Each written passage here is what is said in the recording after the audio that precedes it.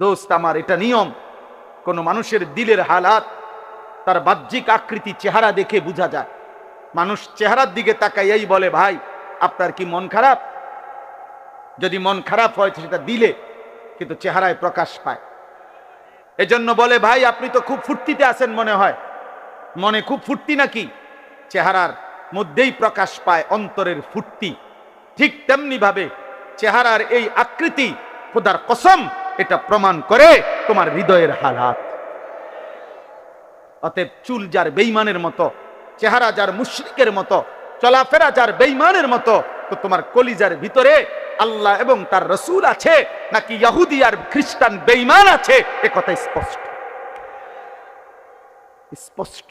এজন্য যুবক, মনে থাকলে, বিবেক থাকলে, লজ্জা থাকলে, আত্ম অনুভূতি থাকলে, নিজের পরিচয়, বাপের পরিচয়, মায়ের পরিচয়, বংশের পরিচয়, রক্তের পরিচয়, ধর্মের পরিচয়, রবের পরিচয়, বন্ধু রসুলুল্লাহর পরিচয়, কোরআনের পরিচয়, ইসলামের পরিচয় যদি তোমার মধ্যে থাকে, তো বেঈমানের অনুসরণ করো না। বেঈমান তোমারে পাইলে প্রথম আঘাতেই হত্যা করবে। হত্যা করবে। তুমি শুধু বইলো যে আমি শুধু পরিচয়ে মুসলমান, কিন্তু আমার চুল, চেহারা, লেবাস, পোশাক আপনাদের মতো 30 বছর ধরে কোনোদিন আমি মুসলমানের লেবাস পোশাকে ধারি নাই। এরপরেও আল্লাহর কসম, কাফের বেঈমান সুযোগ পাইলে প্রথম মিসাইল আর বোমার আঘাতে তোমারে উড়াইয়া ফেলবে। এজন্য মুসলমানের যুবক, বুঝতে শেখো আব্বা, বুঝতে শেখো বাপ, বুঝতে শেখো। এত অল্প বয়সে তোমরা মোবাইলে এত বেশি আসক্ত হয়ে পড়লা। নারী, ছবি, অস্থির দৃশ্য, উলঙ্গ নাচ গান, জিনা ব্যভিচারের দৃশ্য, রাত দিন মোবাইলে আসক্ত। হায় বাপ, পৃথিবীতে তুমি কিছু করবা না? আখিরাতের জন্য কিছুই করবা না? আগামী দুনিয়া তাইলে চলতে হবে না রে বাপ। আগামীর পৃথিবী, 60 বছর হায়াত, 40 বছর হায়াত, আগামীর সংসার, বিবাহিত জীবন, এই সব কিছু এই মোবাইল টিপতে টিপতেই পার হবে। এই নারী দেখে দেখেই শেষ হবে। সারা পৃথিবীর মজলুম মুসলমান যারা আহাজারি করছে, আল্লাহর পাকের ইজ্জত নিয়ে যারা কটূক্তি করে, রাসূলুল্লাহ সাল্লাল্লাহু আলাইহি সাল্লামের সম্মান নিয়ে যারা কটূক্তি করে, তাদের মোকাবেলায় তুমি মুমিন কিছু বলবা না? তুমি ইমানদার যুবক গর্জন করবা না? তো তুমি তো নারী দেখো, ছবি দেখো, উলঙ্গ নাচি দেখো। 365 দিনে কেউ তোমারে কোনোদিন ফজরের মসজিদে দেখে নাই। তুমি আল্লাহর জন্য জীবন দিবা কেমনে? তুমি নবীর ভালোবাসায় জান দিবা কেমনে? বা ভোরের পাখি তো কোনোদিন তোমাকে দেখে নাই, সকালের আলো তো কোনোদিন দেখে নাই। আল্লাহ আমাদেরকে বিবেক দান করে। তাহলে এই মক্কার কুরাইশরা প্রত্যেক নবী তাদের দাওয়াত দিতে যখনই বলতেন আখিরাত, তো সব বেঈমান এক নীতি, সমস্ত মুশরিক বেঈমান, সর্বযুগের পাপী নাফরমান ব্যক্তিদের একটাই অভ্যাস, তারা আখিরাতকে কোনোভাবেই মানতে চাইত না।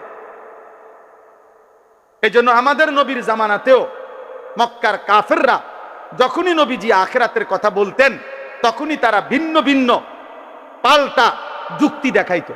বলতো মুহাম্মদ হবে না, কবর থেকে কাউকে আবার হাসরের মাঠে নেওয়া, উঠানো, হাসরের মাঠ কায়েম করার জন্য আমাদেরকে আবার উঠাবে, এইটার কোনো সিস্টেমে হইতে পারে না, এটা যুক্তিয়ে ধরে না। নাউজুবিল্লাহ। কেন?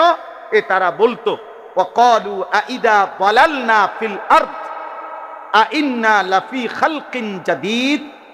আরো আয়াত আছে বাকি, এটা হলো আমি যেটা পড়ছি। আল্লাহ বলেন, এই বেঈমানরা বলতেছে বন্ধু আপনার সামনে কি, যে হে মুহাম্মদ, আমরা যখন মৃত্যুবরণ করে কবরের সাথে মিশে যাব, মাটির সাথে হারিয়ে যাব, আইন্না লাফি খালকিন জাদীদ, আমাদেরকে কি পুনরায় আবার নতুন করে সৃষ্টি করে কবর থেকে পুনরায় হাসরের ময়দানে উঠাবে? এটা কিভাবে সম্ভব? পাবে কই? মনে করেন এখানে 500 বছর আগে কবর ছিল, কথার কথা, এখন 500 বছর পরে হতে পারে। এখন এখানে কবর তো দূরে থাক, মাটিও নাই, সাগর, এটা খাল হয়ে গেছে মনে করেন। তাহলে এখন এই লাশ কই, আড্ডি কই, গোশত কই, চর্বি কই, চামড়া কই? মাটিই তো না। এমন হইতে পারে না? এমন হইছে না? তো তাইলে কই থেকে আনবো? কই থেকে আনবে? এইভাবে তারা আপনার প্রতিনিয়ত নবী সাল্লাল্লাহু আলাইহি সাল্লামের সামনে যুক্তি দেখাইতো, যুক্তি দেখাইতো। বলতো, না মুহাম্মদ, যত কথাই বলো, আখিরাত হবে না। কবর থেকে পাবে কেমনে? আইদা মিতনা ওয়া কুন্না তুরাবান ওয়া ইজামান, আমরা মরে যাব, মাটি হয়ে যাব, হাড্ডি মাড্ডি মিশে যাবে, আবার কেমনে ফিরাবে? হাদা শাইউন আজীব, কোরআনে আছে। কাফেররা বলতো, মুহাম্মদ, এটা আশ্চর্য কথা, এটা হবে কিভাবে? কিভাবে সম্ভব? এটা কোনোভাবেই সম্ভব না।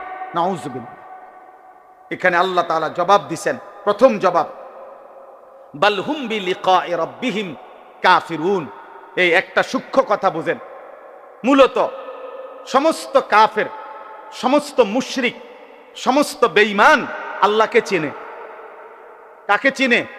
আল্লাহকে চিনে। সব ধর্মাবলম্বীরাই আল্লাহকে ভিন্ন কিছুই জানে। যত হিন্দু, তারা তাদের দেবতাকে সৃষ্টিকর্তা বলে না, সৃষ্টিকর্তা ভিন্নকে বলে। ঈশ্বর বলুক, ভগবান বলুক, গড বলুক, যাই বলুক, আলাদা সত্তা, তাকেই তারা আল্লাহ বলে, বুঝে। আর প্রত্যেক ধর্মাবলম্বী এটা বুঝে আল্লাহ সর্বশক্তিমান। আল্লাহ কি? এটা হিন্দুরাও বলবে, ঈশ্বর সর্বশক্তিমান, ভগবান সর্বশক্তিমান। তাহলে যিনি সর্বশক্তিমান, তিনি তো এই জন্যই সর্বশক্তিমান যে তিনি সব করতে পারে। নাই তো সর্বশক্তিমান হলো কেন? তো বেটা, তাইলে তোমাদের চোখের সামনে আল্লাহ প্রতিদিন মায়ের পেটে সন্তান জন্ম দিচ্ছেন, প্রতিদিন তোমাদের চোখের সামনে মানুষকে আল্লাহ মৃত্যু দিচ্ছেন। তো যিনি আল্লাহ, তিনি তো বলছেন, আমি জন্ম দেই, আমি মৃত্যু দেই, আমি আবার আখিরাতে নেব, হাসরের মাঠে আনবো। তো যার প্রথম তিন কথা ঠিক, দুই কথা যেই আল্লাহর ঠিক হইল, তো পরেরটা ঠিক হবে না কেন? বুঝেন নাই হিসাবটা? আপনি যদি এটা কইতেন যে এ কথা, তো আরো কত কথাই কইছেন, কই খবর তো নাই। আপনি তো কইছেন মানুষের মৃত্যুও হয়, হয় না তো? নূহ আলাইহিস সালাম তো আমরা বাড়ির লগে, নূহ আলাইহিস সালামের সাথে দেখা হয়েছে কারো? কথা বলে না কেন? হ্যাঁ, তাইলে আপনার দাদার লগে দেখা হয়েছে আপনার? তো উনি কই গেল? উনি না পৃথিবীতে ছিল? উনি নাই কেন? তাহলে বুঝা গেল জন্ম যেমন হচ্ছে, মৃত্যু যেমন হচ্ছে, অতএব এই দুইটা যেহেতু হচ্ছে, এটাই প্রমাণ করে আখিরাতও হবে। তো আল্লাহ বলেন, মূলত প্রত্যেক বেঈমান, এই কথাটা জরুরি, সর্বযুগের সমস্ত নাফরমান, পাপী, বেঈমান, মুশরিক, আল্লাহর অবাধ্য, ওর অন্তরে কলজা যদি খোলা হয়, ভিতরটা যদি চেক করা হয়, তাহলে রিপোর্ট আসবে এটাই, ও বুঝে আখিরাত হবে, এটা সম্ভব, আল্লাহ নিবে।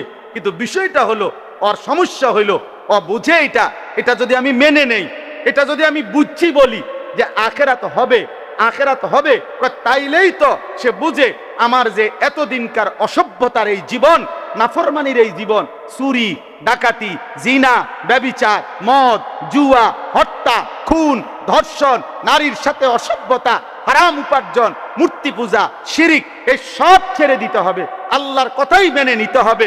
এইটা তো সে চাচ্ছে না, আমি মানব না, আমি আমার অবাধ্য আর খেয়াল খুশির জীবন এটাই চালাবো। এই জন্য আল্লাহ বলেন, বন্ধু, মূল বিষয় হলো ওরা বুঝে আখিরাত হবে, বাল হুম বিলিকাই রাব্বিহিম কাফিরুন, বরং তারা ইচ্ছা করে আমি আল্লাহর মুখোমুখি হতে চাচ্ছে না। এইটা কয় না আর কি, এটা কয় না, বরং আরেকটা অতিরিক্ত বলে যে আখিরাতই হবে না। আরে হবে 100 বার, তোর বাপের আখিরাত হবে, তোর 14 গোষ্ঠীর আখিরাত হবে। এই জন্য বললাম, আমার নবী সাল্লাল্লাহু আলাইহি ওয়াসাল্লামের আলফাজ, জবানের বয়ান, বরকতপূর্ণ কথা এবং নবী সাল্লাল্লাহু আলাইহি ওয়াসাল্লামের ব্যাখ্যা, সেই আলোকে কোরআনের তাফসীর হইতে হবে। পরবর্তী পণ্ডিত, আপনি যত বড় পণ্ডিতে হন, আপনি নিজস্ব মাতবুরি খাটাবেন না।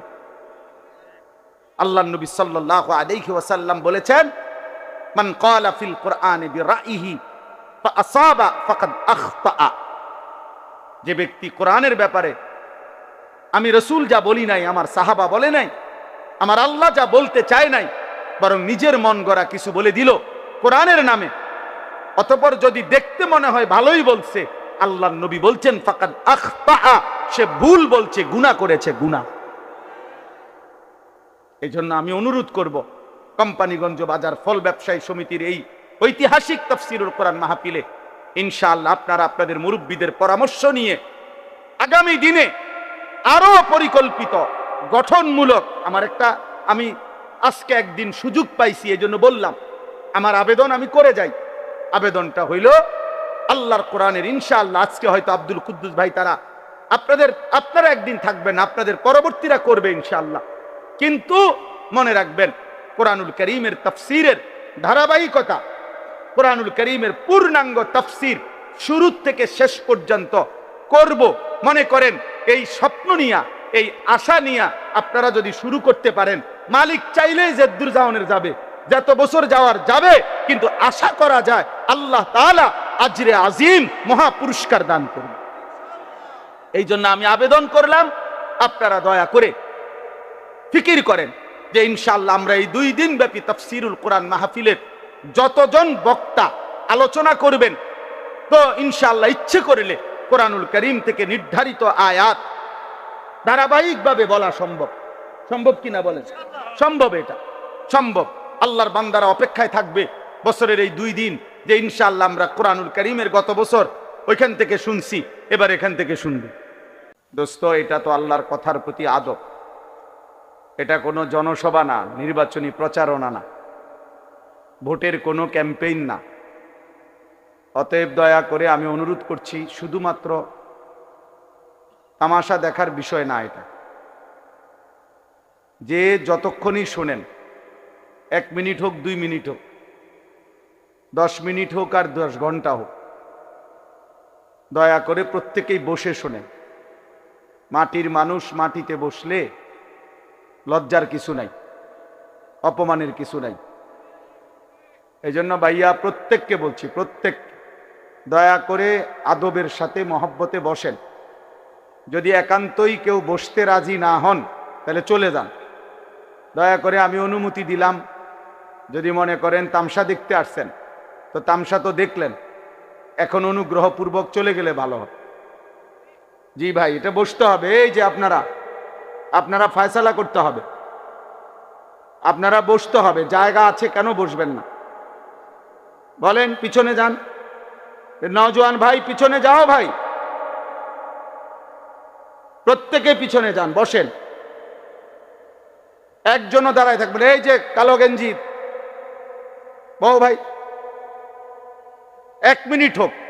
আমার কথা হলো যে হুজুর আমি আসছি 5 মিনিট শুনবো, 5 মিনিটে কোনো আপত্তি নাই।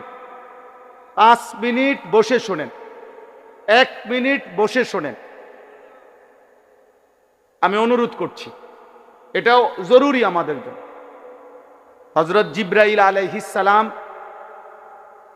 প্রিয় নবী সাল্লাল্লাহু আলাইহি ওয়াসাল্লামের কাছে মানুষের সুরতে ওহী নিয়ে যতবার আসতেন, ততবার নবীজির সামনে এসে বসতেন।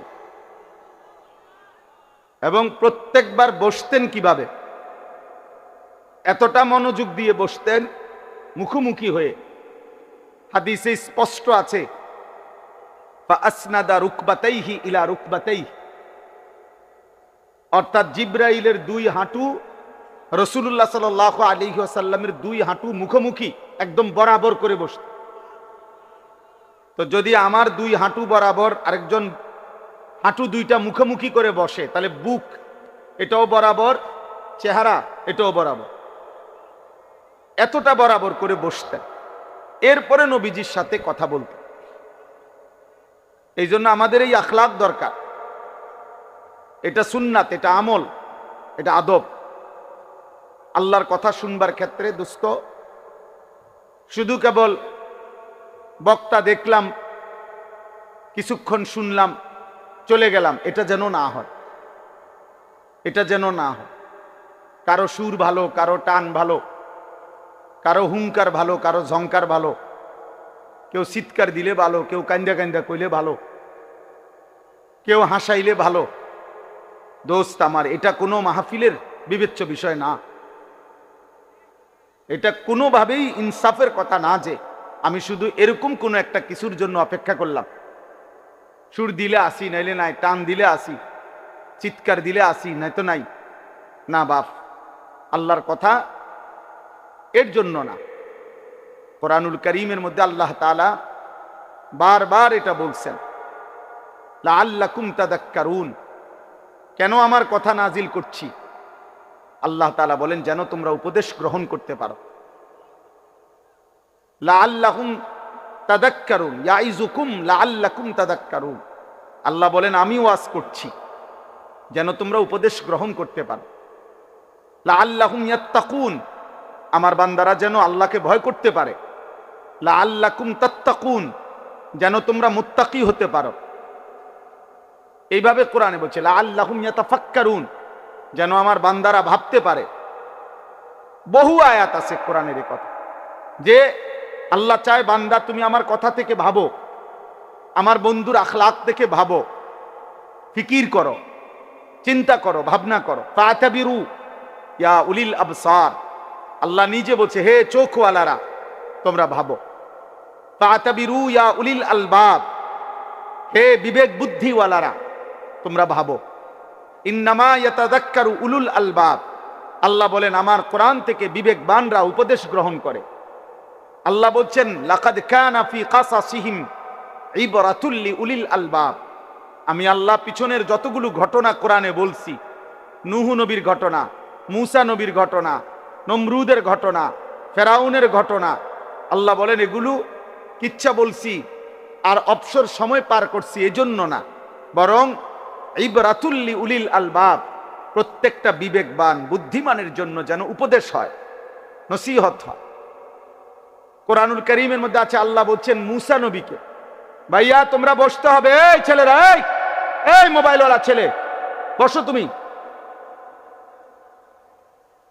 দোস্ত আমি অনুরোধ করি, একটা ছেলেও, আমার হাত জোড় অনুরোধ তোমাদের কাছে, মোবাইল হাতে ধরে ভিডিও বা রেকর্ড করবে না কেউ, আল্লাহর ওয়াস্তে। এই মাহফিল আমি যখন কর্মজীবনের শুরু আমার, আমি তখন থেকে চিনি এই মাহফিল। এই মাহফিলে আমি নিজে শ্রোতা হয়ে ওয়াজ শুনছি, এইখানে বসে ওয়াজ শুনছি আমি। এটা ফল ব্যবসায়ীদের মাহফিল, ঐতিহ্যবাহী মাহফিল, আলহামদুলিল্লাহ। অল্প কয়জন ব্যবসায়ী মনে করেন আপেল উফুল বেচে, কিন্তু আল্লাহর দ্বীনের একটা ফিকির ধারাবাহিক করাতে আজকে তারা পুরো অঞ্চলের জন্য ব্র্যান্ড, তারা একটা প্রতীক।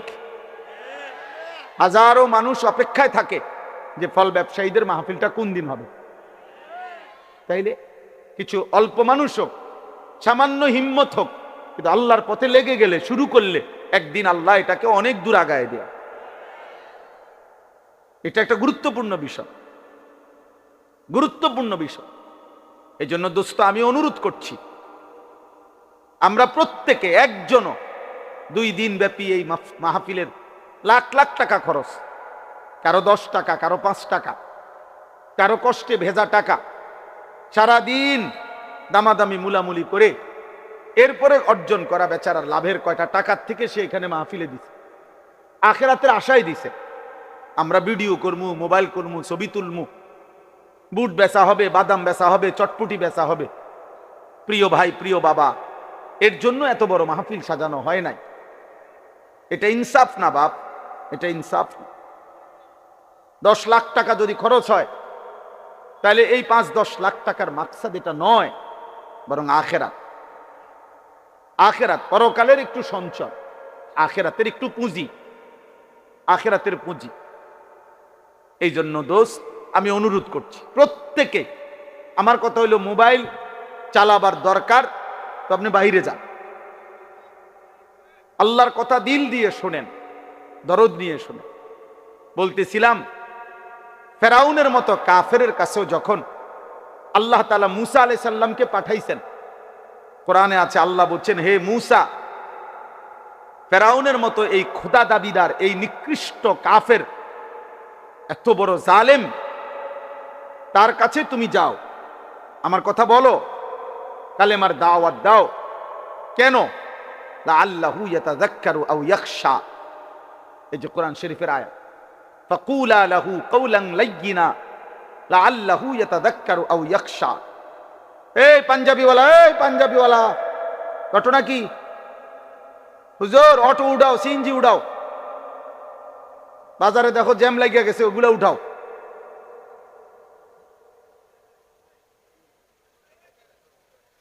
এই জন্য বললাম, আল্লাহ তাআলা বললেন মূসাকে, তুমি ফেরাউনের কাছে আমার দাওয়াত দাও, কালেমার কথা বলো। কেন? লাআল্লাহু ইয়াতাযাক্কারু আও ইয়াখশা, হয়তো সে উপদেশ গ্রহণ করবে অথবা আমি আল্লাহকে ভয় করব। তাহলে ফেরাউনের মতো একজন নিকৃষ্ট কাফের, শেষ পর্যন্ত সে কি ঈমান আনছে? কথা বলেন না। কিন্তু তবুও আল্লাহ তাআলা তার কাছেও যখন পেশ করছে দিন, মূসা নবীকে পাঠাইছেন, বলছে আমি আল্লাহর উদ্দেশ্য, হয় সে উপদেশ গ্রহণ করবে নয়তো আমি আল্লাহকে ভয় করব। তাহলে পৃথিবীর নিকৃষ্ট কাফেরের কাছেও আল্লাহর দিন পৌঁছানোর উদ্দেশ্য একটাই, উপদেশ গ্রহণ, আল্লাহকে ভয় করা। তো সেখানে আমাদের কাছে আল্লাহর দিন পেশ করার মাকসাদ কি? তামাশা শুধু? তাইলে আপনি বক্তা যাচাই করে কি লাভ? যে অমুক বক্তার সুরটা ভালো হইছে, অমুক বক্তারে এটা ভালো হইছে। আমার ভাই, এটা দিয়ে হবে কি? এটা দিয়ে কি হবে? আখিরাত দরকার, আখিরাত দরকার, আখিরাত দরকার। আপনি যদি বুঝেন তবুও আখিরাত হবে, আপনি যদি না বুঝেন তবুও আখিরাত। ভুলে গেলেও আখিরাত হবে, স্মরণে থাকলেও আখিরাত হবে। গোলামি করলেও আখিরাত হবে, নাফরমানি করলেও আখিরাত হবে। সেজদা দিতে দিতে কেউ আব্দুল কাদের জিলানী হলেও মরে যাবে, নাফরমানি করতে করতে কেউ ফেরাউন নমরুদ হলেও মরেই যাবে। ওয়াজাআত সাকরাতুল মাউত বিল হক যালিকা মা কুনতা মিনহু তাহিদ।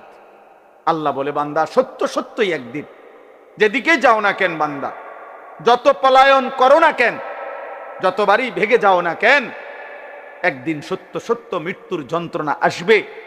আর মৃত্যুর যন্ত্রণা সাকরাতুল মাউত আল্লাহ কোরআনে ব্যবহার করছেন, তাফসীরের মধ্যে আছে, কারো মৃত্যুর যন্ত্রণা যখন শুরু হয়, যদি সে বিগত 900 বছর পৃথিবীতে হায়াত পেয়ে থাকে আর 900 বছর আল্লাহর নাফরমানি করে থাকে, কিন্তু 900 বছরে কোনোদিন 1 সেকেন্ডের জন্য কোন রকমের দুঃখ, কষ্ট, বেদনা, এক ফোঁটা চোখের পানি পড়ে নাই, একটা সুইয়ের কাঁটার আঘাত লাগে নাই, পুরাপুরি 900 বছর যেই নাফরমান সুখ আর আনন্দ আহ্লাদে এই দুনিয়া কাটাইছে, খোদার কসম তাফসিরে লিখছে, মৃত্যু যন্ত্রণার প্রথম সেকেন্ডে, 1 সেকেন্ডে আজরাইল জান কবজের আগ মুহূর্তে, মৃত্যু যন্ত্রণার প্রথম মুহূর্তেই 900 বছরের সুখ আর আনন্দ নাফরমান ভুলে যাবে, ভুলে যাবে, ভুলে যাবে। পরবর্তী সেকেন্ড যদি তাকে জিজ্ঞেস করা হয়, হে আল্লাহর বান্দা, বিগত দুনিয়াটা তো তুমি খুব আরাম এবং আয়েশে কাটাইছিলা, খোদার কসম তখন ওই নাফরমান বলবে, মাওলা সুখ কি জিনিস আমি তা জীবনে কোনোদিন দেখি নাই, অথচ সে সুখেই ছিল। হাদিসের মধ্যে আছে, আল্লাহর নবী সাল্লাল্লাহু আলাইহি সাল্লাম বলছেন, হাসরের ময়দানে প্রত্যেক নাফরমানকে, পাপীদেরকে, দুনিয়া যারা আনন্দ উল্লাস আর ফুর্তি আর হারাম মজা নিয়া ভোগ করছে, আল্লাহ তাআলা ফেরেশতাদেরকে বলবে, পরে জাহান্নামের বাহির দিয়া একটা বার ঘুরাইয়া জাহান্নামের দরজা বরাবর 1 মিনিট বা 10টা সেকেন্ড দরজার বরাবর দাঁড় করাইয়া এরপরে আমার কাছে নিয়ে আসো। বিশুদ্ধ হাদিস। প্রত্যেক নাফরমানকে ফেরেশতারা জাহান্নামের বাহিরে ঘুরাইয়া দরজার সামনে 1 মিনিট বা 10টা সেকেন্ডের জন্য দাঁড় করাবে। জাহান্নামের একটা আগুনের বাতাস তার বুকটা বরাবর একটা ধাক্কা দিবে বাতাস। আল্লাহর কসম নবী বলেন, ফেরেশতা যখন এরপরে ওই নাফরমান ব্যক্তিকে আল্লাহর সামনে আনবে, আল্লাহ তাআলা জিজ্ঞেস করবে, আমার বান্দা দুনিয়ার হায়াত তো তুমি খুব আরামেই কাটাইছিলা, ঠিক না? তো সেই নাফরমান পাপী অথচ দুনিয়ায় যে ভোগ বিলাস করছে, সে আল্লাহকে বলবে, রব জীবনে সুখ কি জিনিস আমি তা কোনোদিন দেখিনি। জাহান্নামে এখনো ঢুকে নাই, জাহান্নামের প্রথম বাতাসের ধাক্কা। প্রিয় ভাই, প্রিয় বন্ধু, দুনিয়া ভুলাই দিবে, সুখের দুনিয়া, সুখের দুনিয়া। এখনো অনেক ছেলে মাঝখানে মোবাইলের ছবি তুলাইতেছ, ফালতু বাপ, তুমি উঠে গেলে ভালো। আমি তো ভোটের জন্য আসি নাই, কাজে ব্যাপক জনসমর্থন আমার দরকার নেই। আমি নির্বাচনে প্রার্থী না, আমার কোনো ভোটের দরকার নাই, কাজে আমার ব্যাপক সমর্থন লাগবে এমন না। আমি 2-4-5 জন মানুষের সামনেও বয়ান করছি। অতএব দয়া করে আমি অনুরোধ করছি, আমাদের দিকে তাকায় আসুন, এবং সকল বক্তার ওয়াজ নিজের ফায়দা দরকার। এই মোবাইলগুলোতে লক্ষ লক্ষ ওয়াজ আছে, সব বক্তার ওয়াজ আছে। দোস্ত, আমার জীবনে থাকা দরকার, আমার কলিজায় থাকা দরকার, আমার হৃদয়ে উপলব্ধি দরকার, আমার বিবেকের অনুভূতি দরকার। এটুকু যদি ভাবনা না আসে, 3টা ঘন্টা আল্লাহর কথা শুনলাম, অথচ আমার হৃদয়ে সামান্যতম কোনো নড়াচড়া হয় নাই, কি শুনলাম? বললই কি, শুনলামই কি, আয়োজনই হলো কি? 10 ঘন্টা ওয়াজ শুনলাম, আমার হৃদয়ে কোনো অনুভূতি জাগে নাই। হাদিসের মধ্যে আছে, হযরত ইরবাদ ইবনে সারিয়া বলেন রাদিয়াল্লাহু তাআলা আনহু, নবীজি আমাদের সামনে ওয়াজ করেছেন। ওয়াজানা রাসূলুল্লাহ সাল্লাল্লাহু আলাইহি ওয়াসাল্লাম, নবীজি যখন আমাদের সামনে ওয়াজ করলেন, তিনি বলেন, জারাফাত মিনহাল উয়ুন ওয়া ওয়াজিলাত মিনহাল কুলুব, আমাদের প্রত্যেকের চোখ দিয়ে অঝরে পানি ঝরতে লাগলো এবং আমাদের অন্তরগুলো আল্লাহর ভয়ে কাঁপতে শুরু করলো। এ ছিল ওয়াজের ফলাফল, প্রতিক্রিয়া সাহাবায়ে কেরাম। এই জন্য দোস্ত, আমরা প্রত্যেকেই এই কথা মনে রাখতে হবে, আমরা মরেই যাব। মৃত্যুর যন্ত্রণার এক মুহূর্ত আমাদের দুনিয়া সব ভুলাই দিবে। হযরত নূহ আলাইহিস সালামের জামানার ওনার একজন বংশধরকে ঈসা আলাইহিস সালাম কবর থেকে তুলছিলেন, ঈসা নবীর জামানায়। কিতাবের মধ্যে আছে, ঈসা নবী তখন নূহ আলাইহিস সালামের বংশধরকে জিজ্ঞেস করছিল, আপনি দুনিয়াতে কতদিন হায়াত পাইছিলেন? তিনি বলছেন 450 বছর। তখন ঈসা আলাইহিস সালাম জিজ্ঞেস করছে, হে নূহ নবীর বংশধর, আপনার চুল দাড়ি সাদা হইছে কোন বছর? 450 বছরের ভিতরে।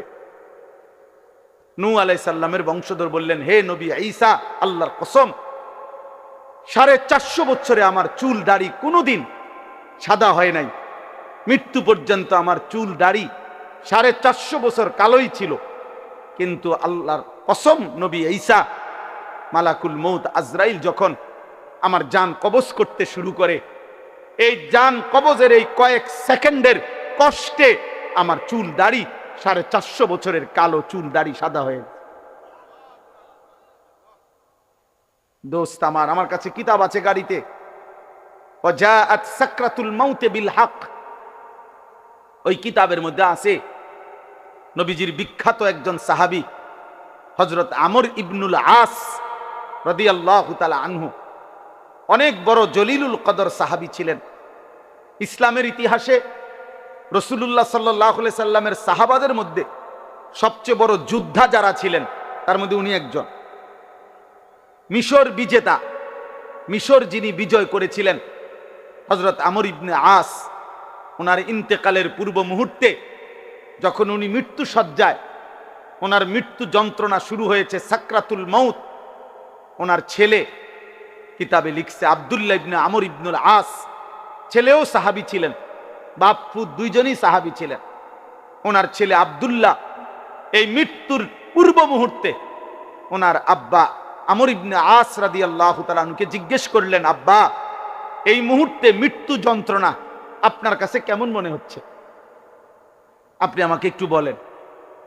কসম আল্লাহর, সাহাবী আমর ইবনে আস বলে, ইয়া বুনাইয়া, হে আমার কলিজার টুকরা সন্তান, কাআন্না জিবালাদ দুনিয়া আলা সাদরি, আমার কাছে মনে হচ্ছে পৃথিবীর সবগুলো পাহাড় আমার বুকের উপরে চাপ দিয়ে রাখছে। কাআন্না জিবালাদ দুনিয়া আলা সাদরি, পৃথিবীর সবগুলো পাহাড় আমার বুকে চাপ দিয়ে রাখছে। ওয়া কাআন্নী আতানাফফাসু মিন সাকবিল ইবরা। আর তিনি বলে, বাপ আমার, সন্তান আমার, আমার মনে হয় আমি যেন সুইয়ের ছিদ্র দিয়া একটু নিঃশ্বাস নিতেছি। দোস্ত আমার, নবীর ৬০ বছরের সাহাবী যদি বলে দুনিয়ার সব পাহাড় আমার বুকে চাপা দিয়া রাখছে মৃত্যুর মুহূর্তে, ৩০ বছরের নাফরমান গত ৩০ বছর ধরে যে সুদ খায়, তার মৃত্যু যন্ত্রণা কি হবে?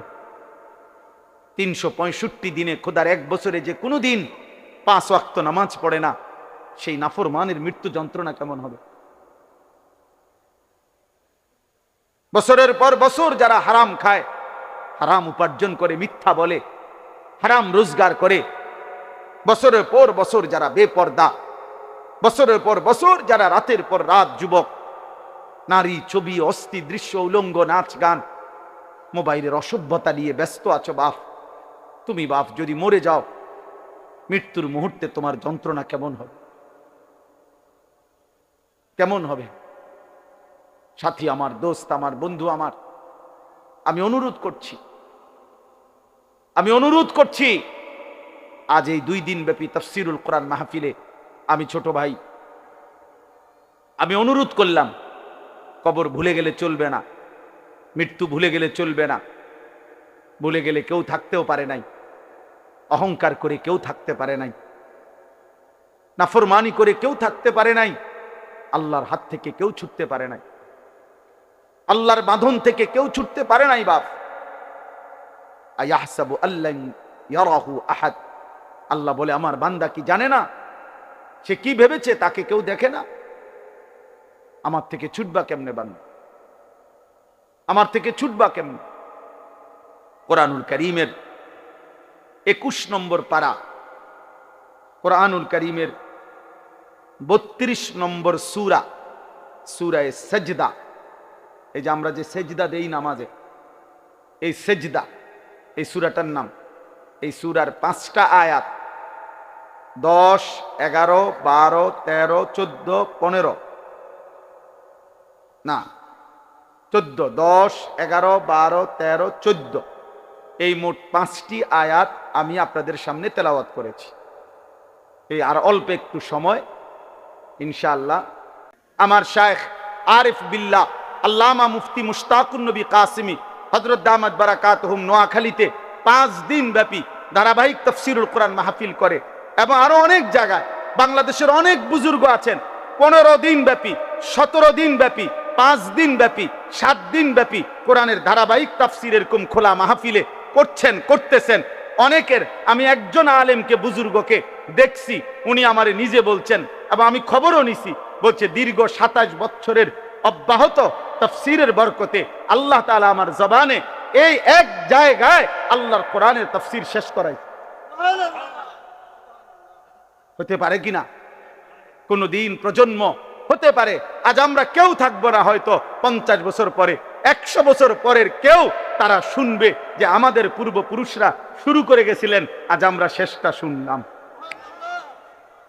আজ আপনারা শুনছেন আলহামদুলিল্লাহ সূরা, 100 বছর পরের কেউ শুনবে মিনাল জিন্নাতি ওয়ান নাস। সেদিন ওরা গর্ব করবে যে আমাদের পূর্বপুরুষ শুরু করে দিয়েছেন বরকতেই তো আজ আমরা শেষটা পাই। আল্লাহ তৌফিক দান করে, আল্লাহ কবুল করে নেন। আমার ভাই চলেন আমার আয়াতের তাফসীর তরজমাটুকু শুনেন। আল্লাহ তাআলা বলেন এখানে যেই 5টা আয়াত, এই 5টা আয়াতের বিস্তারিত তাফসীর না, বরং সংক্ষিপ্ত 2টা কথা, অল্প একটু কথা বুঝানোর উদ্দেশ্য। 1 নম্বর কথা হলো রাসূলুল্লাহ সাল্লাল্লাহু আলাইহি ওয়াসাল্লাম মক্কার জমিনে যখন কালেমার দাওয়াত দিতেন, ইসলামের দাওয়াত শুরু করলেন, তো মক্কার কুরাইশ কাফেরদের কাছে প্রত্যেক নবীর, মনোযোগ দিয়ে শুনতেছেন তো, বুটখানা বন্ধ তো, মোবাইল টিফা বন্ধ তো, আর বুট খাইয়েন না, বাঁচতে 2 দিন মাহফিলের পরে আলগা জায়গা গিয়ে বুট খাবেন, বলেন ইনশাআল্লাহ। আল্লাহ আপনাদেরকে খুব বুট খাওয়ার তৌফিক দান করেন। জি চলেন। তো আপনার মক্কার কুরাইশরা, কাফেররা রাসূলুল্লাহ সাল্লাল্লাহু আলাইহি সাল্লাম যখন দাওয়াত শুরু করলেন, তো প্রত্যেক নবীর দাওয়াতের একটা বৈশিষ্ট্য ছিল, প্রত্যেক নবী তাদের অনুসারীদেরকে যখন মানুষকে আল্লাহর দিকে ডাকতেন, তো আল্লাহর দিকে ডাকার ক্ষেত্রে আল্লাহর প্রতি ঈমান আর আখিরাতের বিষয়টাকে বিস্তারিত তুলে ধরতেন। নবীদের দাওয়াতের মূল বৈশিষ্ট্যই ছিল এই দুইটা, যে আল্লাহর প্রতি ঈমান আর আখিরাত। মান কানা ইউমিনু বিল্লাহ ওয়াল ইয়াউমিল আখির ইন্নামা ইয়ামুরু মাসাজিদাল্লাহ মান আমানা বিল্লাহি ওয়াল ইয়াউমিল আখির। মানে ঈমানের 7টা বিস্তারিত বাক্য আছে, আপনারা পারেন অনেকেই। আমানতু বিল্লাহ ওয়া মালাইকাতিহি ওয়া কুতুবিহি ওয়া রুসুলিহি ওয়াল ইয়াউমিল আখির ওয়াল কদরি খাইরিহি ওয়া শাররিহি মিনাল্লাহি তাআলা ওয়াল বা'সি বা'দাল মাউত। কয়টা হলো? 7টা। এই 7টা হলো ঈমানের মৌলিক কথা। এই 7টাকেও যদি আরো ছোট করা হয়, মানে সংক্ষেপ করা হয়, কম কথায় বলা হয় যে ঈমান সংক্ষেপে বলেন কি, তাহলে সংক্ষেপে ঈমান হলো 2 জিনিস। এক হলো আল্লাহর প্রতি ঈমান, 2 আখিরাতের প্রতি ঈমান। এই 2 কথা হলো বেসিক, এই 2 কথা হলো মূল ফাউন্ডেশন, মূল ভিত্তি। ওই যে ওই বুট খায়, ওই চুল্লাহে হাসে, ভাল লাগছে না ভাইয়া আমার কওনে? ওর কাছে ভাল লাগছে যে আরে সবাই দেখলো। জি, মুসলমানের সন্তান একবার হলো ভাইবো, মুসলমানের সন্তান যে বেঈমানদের মতো চুল রাখো, সে বেঈমান কোনোদিনও স্বপ্নেও তোমার জন্য কোনোদিন কল্যাণ কামনা করে না। ইহুদি কোনোদিন তোমার জন্য ভাবে না, খ্রিস্টান তোমার জন্য ভাবে না, মুশরিক বেঈমান তোমার জন্য ভাবে না, পৃথিবীর কোনো ফুটবল খেলোয়াড় তোমাকে নিয়ে ভাবে না, পৃথিবীর কোনো সিনেমার নর্তকী তোমাকে নিয়ে ভাবে না, মোবাইলের কোনো নর্তকী তোমাকে নিয়ে ভাবে না। অতএব তোমাকে নিয়ে ভেবেছেন যিনি, তোমাকে নিয়ে কেঁদেছেন যিনি, তোমার আখিরাতের মুক্তি চেয়েছেন যিনি, তোমার জন্য রাত্র দিন চোখের পানি ফেলছেন যিনি, তোমার জন্য সারা রাত চোখের পানি ফেলে কেঁদেছেন যিনি, তিনি মদিনার বন্ধু রাসূলুল্লাহ সাল্লাল্লাহু আলাইহি। তাকে কেমনে ছেড়ে দিলা? তাকে কেমনে ছেড়ে দিলা? 10 বছরও একবারও কোনোদিন জিজ্ঞাসা করলা না যে আমার রাসূল সাল্লাল্লাহু আলাইহি সাল্লাম কেমনে চুল রাখতেন? 10 বছরও মুসলমান একবার জিজ্ঞাসা করলা না যে নবীজির সাহাবারা কিভাবে চুল রাখতেন? আহা, কত বেঈমানের মতো তোমরা চুল কাটো। দোস্ত আমার, এটা নিয়ম। কোন মানুষের দিলের হালাত তার বাহ্যিক আকৃতি, চেহারা দেখে বোঝা যায়। মানুষ চেহারার দিকে তাকাইয়াই বলে ভাই আপনার কি মন খারাপ? যদি মন খারাপ হয় সেটা দিলে, কিন্তু চেহারায় প্রকাশ পায়। এজন্য বলে ভাই আপনি তো খুব ফুর্তিতে আছেন মনে হয়। মনে খুব ফুর্তি নাকি? চেহারার মধ্যেই প্রকাশ পায় অন্তরের ফুর্তি। ঠিক তেমনি ভাবে চেহারার এই আকৃতি, খোদার কসম, এটা প্রমাণ করে তোমার হৃদয়ের হালাত। অতএব চুল যার বেঈমানের মতো, চেহারা যার মুশরিকের মতো, চলাফেরা যার বেঈমানের মতো, তো তোমার কলিজার ভিতরে আল্লাহ এবং তার রাসূল আছে নাকি ইহুদি আর খ্রিস্টান বেঈমান আছে, এ কথা স্পষ্ট স্পষ্ট। এজন্য যুবক, মনে থাকলে, বিবেক থাকলে, লজ্জা থাকলে, আত্ম অনুভূতি থাকলে, নিজের পরিচয়, বাপের পরিচয়, মায়ের পরিচয়, বংশের পরিচয়, রক্তের পরিচয়, ধর্মের পরিচয়, রবের পরিচয়, বন্ধু রাসূলুল্লাহর পরিচয়, কোরআনের পরিচয়, ইসলামের পরিচয় যদি তোমার মধ্যে থাকে, তো বেঈমানের অনুসরণ করো না। বেঈমান তোমারে পাইলে প্রথম আঘাতেই হত্যা করবে, হত্যা করবে। তুমি শুধু বইলো যে আমি শুধু পরিচয়ে মুসলমান, কিন্তু আমার চুল, চেহারা, লেবাস, পোশাক আপনাদের মতো 30 বছর ধরে কোনোদিন আমি মুসলমানের লেবাস পোশাকে ধারি নাই। এরপরেও আল্লাহর কসম, কাফের বেঈমান সুযোগ পাইলে প্রথম মিসাইল আর বোমার আঘাতে তোমারে উড়াইয়া ফেলবে, উড়াইয়া ফেলবে।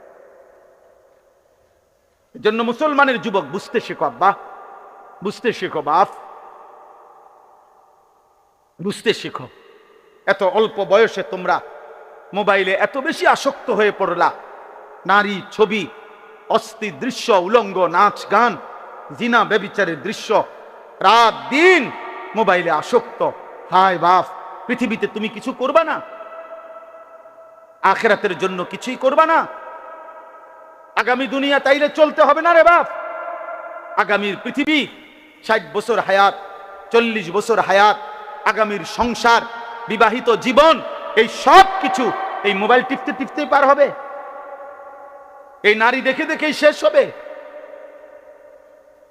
সারা পৃথিবীর মুসলিম মুসলমান যারা আহাজারি করছে, আল্লাহর পাকের ইজ্জত নিয়ে যারা কটূক্তি করে, রাসূলুল্লাহ সাল্লাল্লাহু আলাইহি সাল্লামের সম্মান নিয়ে যারা কটূক্তি করে, তাদের মোকাবেলায় তুমি মুমিন কিছু বলবা না?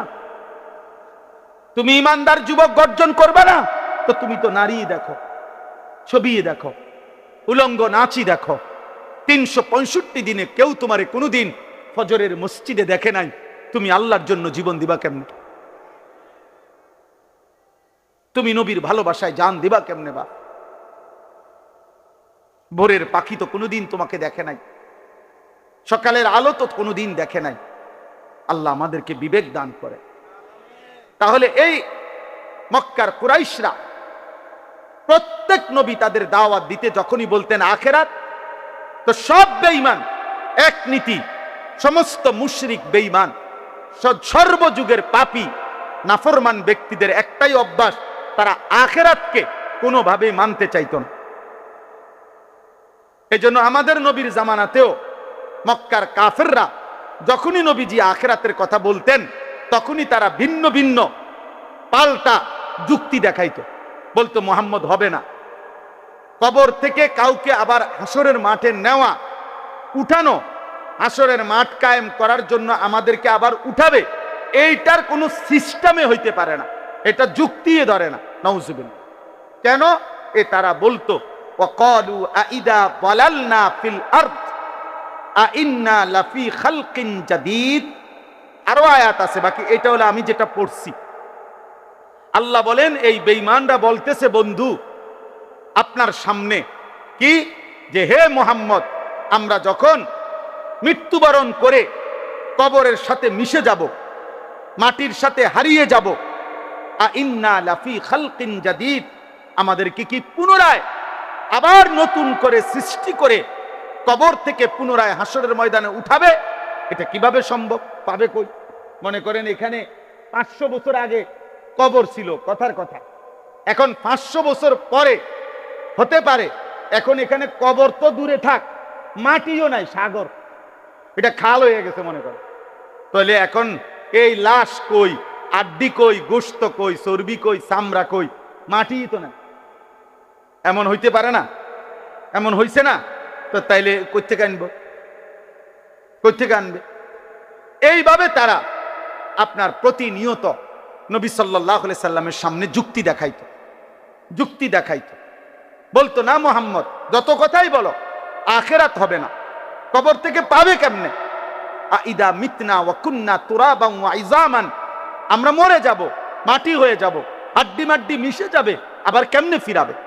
হাদা শাইউন আজীব, কোরআনে আছে। কাফেররা বলতো মুহাম্মদ এটা আশ্চর্য কথা, এটা হবে কিভাবে? কিভাবে সম্ভব? এটা কোনোভাবেই সম্ভব না। নাউজুবিল্লাহ। এখানে আল্লাহ তাআলা জবাব দিবেন। প্রথম জবাব, বাল হুম বিলিকাই রাব্বিহিম কাফিরুন। এই একটা সূক্ষ্ম কথা বুঝেন, মূলত সমস্ত কাফের, সমস্ত মুশরিক, সমস্ত বেঈমান আল্লাহকে চেনে। কাকে চিনে? আল্লাহকে চিনে। সব ধর্মাবলম্বীরাই আল্লাহকে ভিন্ন কিছুই জানে। যত হিন্দু, তারা তাদের দেবতাকে সৃষ্টিকর্তা বলে না, সৃষ্টিকর্তা ভিন্নকে বলে। ঈশ্বর বলুক, ভগবান বলুক, গড বলুক, যাই বলুক, আলাদা সত্তা, তাকেই তারা আল্লাহ বলে, বুঝে। আর প্রত্যেক ধর্মাবলম্বী এটা বুঝে আল্লাহ সর্বশক্তিমান। আল্লাহ কি? এটা হিন্দুরাও বলবে ঈশ্বর সর্বশক্তিমান, ভগবান সর্বশক্তিমান। তাহলে যিনি সর্বশক্তিমান, তিনি তো এই জন্যই সর্বশক্তিমান যে তিনি সব করতে পারে, নাই তো সর্বশক্তিমান হলো কেন? তো বেটা, তাইলে তোমাদের চোখের সামনে আল্লাহ প্রতিদিন মায়ের পেটে সন্তান জন্ম দিচ্ছেন, প্রতিদিন তোমাদের চোখের সামনে মানুষকে আল্লাহ মৃত্যু দিচ্ছেন। তো যিনি আল্লাহ, তিনি তো বলছেন আমি জন্ম দেই, আমি মৃত্যু দেই, আমি আবার আখেরাতে নেব, হাসরের মাঠে আনবো। তো যার প্রথম 3 কথা ঠিক, 2 কথা যেই আল্লাহর ঠিক হইল, তো পরেরটা ঠিক হবে না কেন? বুঝেন নাই হিসাবটা? আপনি যদি এটা কইতেন যে এ কথা তো আরো কত কথাই কইছেন, কই খবর তো নাই। আপনি তো কইছেন মানুষের মৃত্যুও হয়, হয় না তো? নূহ আলাইহিস সালাম তো আমরা বাড়ির লগে, নূহ আলাইহিস সালামের সাথে দেখা হয়েছে কারো? কথা বলে না কেন? হ্যাঁ, তাইলে আপনার দাদার লগে দেখা হয়েছে আপনার? তো উনি কই গেল? উনি না পৃথিবীতে ছিল, উনি নাই কেন? তাহলে বুঝা গেল জন্ম যেমন হচ্ছে, মৃত্যু যেমন হচ্ছে, অতএব এই 2টা যেহেতু হচ্ছে, এটাই প্রমাণ করে আখিরাত হবে। তো আল্লাহ বলেন মূলত প্রত্যেক বেঈমান, এই কথাটা জরুরি, সর্বযুগের সমস্ত নাফরমান, পাপী, বেঈমান, মুশরিক, আল্লাহর অবাধ্য, ওর অন্তরে কলজা যদি খোলা হয়, ভিতরটা যদি চেক করা হয়, তাহলে রিপোর্ট আসবে এটাই, ও বুঝে আখিরাত হবে, এটা সম্ভব, আল্লাহ নিবে।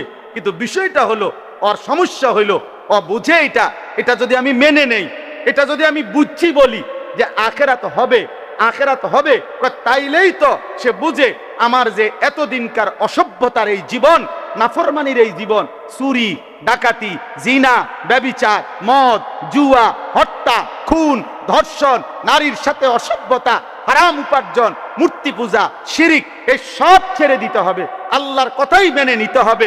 এইটা তো সে চাচ্ছে না, আমি মানব না, আমি আমার অবাধ্য আর খেয়াল খুশির জীবন এটাই চালাবো।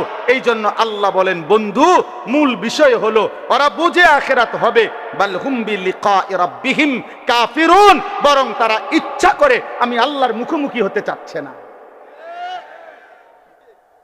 তো এইটা কয় না, আর কি এটা কয় না, বরং আরেকটা অতিরিক্ত বলে যে আখিরাতই হবে না। আরে হবে 100 বার, তোর বাপের আখিরাত হবে, তোর 14 গোষ্ঠীর আখিরাত হবে না কেন? হবে না কেন? হবে হবে। আল্লাহ বলেন মূল সমস্যা হলো এটা যদি বলে আখিরাত হবে, তাইলে তো বাকি অনুসারীরা বলবে, তাইলে নেতা আল্লাহর মানতে অসুবিধা কি? পাটফারি সিটারি ছেড়ে দেন তো, হে তো কব না আমি তো সিটারি ছাড়তাম না। এই জন্য সর্বযুগে, এই আমার বাংলাদেশে মনে করেন চুরি, ডাকাতি, জিনা, ব্যভিচার, মদ, জুয়া, ধর্ষণ, নির্যাতন, ইফটিজিং, এই সমস্ত অন্যায় অসভ্যতা বন্ধ হোক, এটা অসংখ্য ভদ্রলোক, অসংখ্য সুশীল, অসংখ্য ভদ্রবেশী মানুষ ওনারা চায় যে এগুলা বন্ধ হয়ে যাক।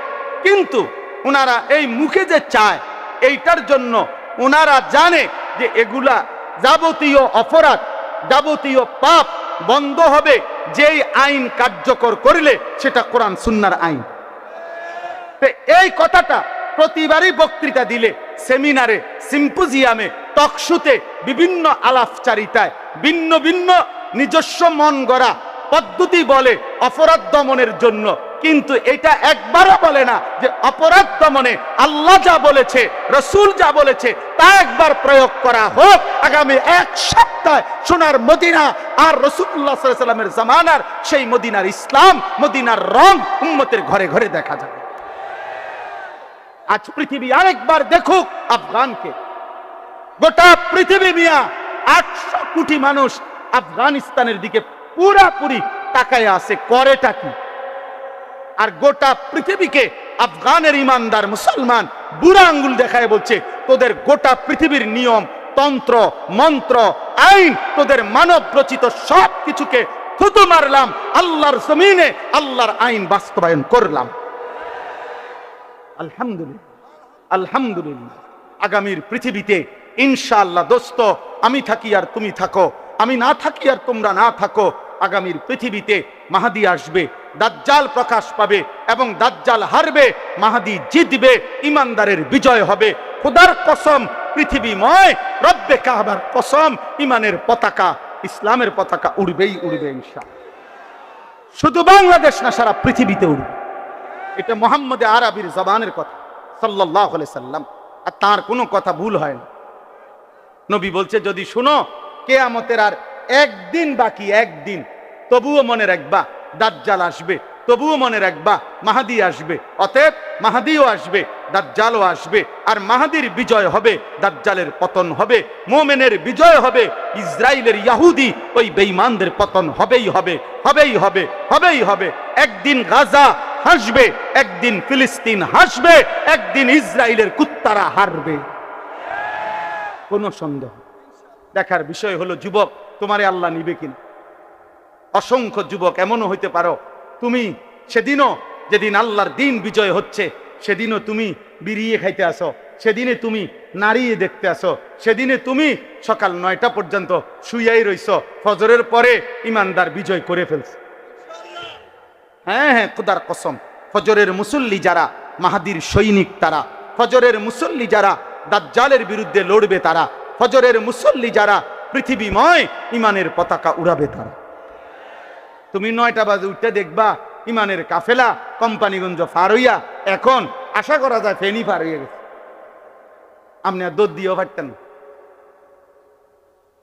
আল্লাহ আমাদের প্রত্যেককে ঈমান দান করেন, তাকওয়া দান করেন। আল্লাহ এবার জবাব দিচ্ছেন। এই 2 মিনিট এবার তরজমা বলেই আমি আমার কথা। আল্লাহ বলেন, কুল ইয়াতাওয়াফাকুম মালাকুল মাউতিল্লাযী বুক্খিলা বিকুম সুম্মা ইলা রাব্বিকুম তুরজাউন। দোস্ত, এই তরজমাটুকু শুনেন শুধু।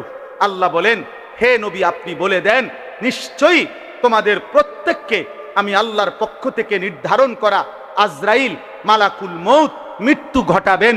তোমরা মানো বা না মানো, মৃত্যু তোমাদের আসবেই, আজরাইল তোমাদের কাছে আসবেই। সুম্মা ইলা রাব্বিকুম তুরজাউন, অতঃপর তোমাদের সকলকে আমি আল্লাহর সামনে হাসরের ময়দানে একত্র করা হবে, ফেরত আনা হবে। আল্লাহ বলেন, এ 2 কথা মানো বা না মানো, তোমরা লুকোচুরি করো আর কৌশল করো আর 900 বলো আর যাই করো, মৃত্যুও হবে, হাসরও হবে। কি কি হবে বলেন? হ্যাঁ বলেন, বলেন কি হবে? আর কি হবে?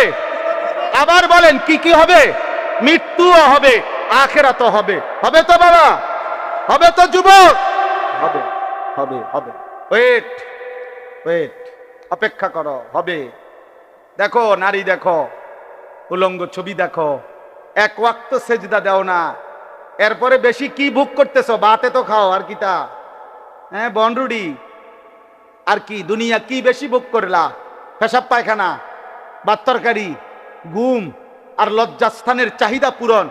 এই নাফরমান, এতটুকু চাহিদা, জীবন যদি হয় ভাত, জীবন যদি হয় খাবার, আর পেশাব পায়খানা আর ঘুম আর লজ্জাস্থানের চাহিদা পূরণ, খোদার কসম এটুকু চাহিদা কুত্তারও পূরণ হয়। কুত্তার কুত্তার কুত্তার কুত্তাও খায়, কুত্তাও ঘুমায়, কুত্তাও পেশাব পায়খানা করে, কুত্তারও লজ্জাস্থানের চাহিদা পূরণ হয়, নয়তো কুকুরের বাচ্চা হয় কেন? অতএব জীবন মানে এতটুকু না রে আব্বা। জীবন মানে গোলামি, জীবন মানে সেজদা, জীবন মানে মালিক চিনা, জীবন মানে মদিনার বন্ধু চিনা, জীবন মানে কোরআন বুকে ধরা, জীবন মানে আল্লাহকে সঙ্গী বানানো। ওয়ালাউ তারা ইদিল মুজরিমুনা নাকিসু রুউসিহিম ইনদা রাব্বিহিম। আল্লাহ এবার হাসরের ময়দানের চিত্র তুলে ধরছে। আল্লাহ বলে, বন্ধু আপনাকে বলে রাখি, আপনি সেদিন দেখবেন সমস্ত পাপী, নাফরমান, মুশরিক, বেঈমান হাসরের দিন, আখিরাতের দিন আমি আল্লাহর সামনে দাঁড়িয়ে থাকবে, মাথাটা নুয়ে লজ্জায় অপমানে আপনার বেইজ্জতিতে মাথা নুয়ে থাকবে। রব্বানা আবসারনা ওয়া সামি'না ফারজি'না না'মাল সালিহান ইন্না মুকিনুন। প্রত্যেক পাপী আল্লাহর সামনে মাথা নুয়ে হাসরের ময়দানে বলবে, আল্লাহ আজ গোটা হাসরের মাঠ আমি নিজ চোখে দেখলাম, আমার নিজ কানে সব কথা শুনলাম, আজ আমি আখিরাত বিশ্বাস করছি পুরাপুরি। অতএব এই হাসরের মাঠ থেকে আমারে আরেকবার দুনিয়ায় পাঠান, এবার গেলে আমি নেক আমল করব। মাশাআল্লাহ, আলাপ দেখছেন নি? আলাপের ডংটা বুঝছেন না? তারে কি পিটাটা পিটন দরকার? তার আলাপ কি? এবার এখন যাবে নেক আমল করার জন্য। ওয়ালাউ শি'না লাআতাইনা কুল্লা নাফসিন হুদাহা। আল্লাহ বলে, হায় নাফরমান, আমি তো চাইলে দুনিয়াতেই আমি আল্লাহ তোকে বাধ্য করেই আমার বন্দিগি করাইতে পারতাম। পারতো? কথা বলে না, পারতো? আমাদের এই সকলকে 5 ওয়াক্ত নামাজ পড়াইতে বাধ্য কইরা আল্লাহর পক্ষে সম্ভব? আল্লাহ এটা পারবে তো? কিন্তু যদি এটা আল্লাহ বাধ্য করাইয়াই করে তো পুরস্কার কিসের?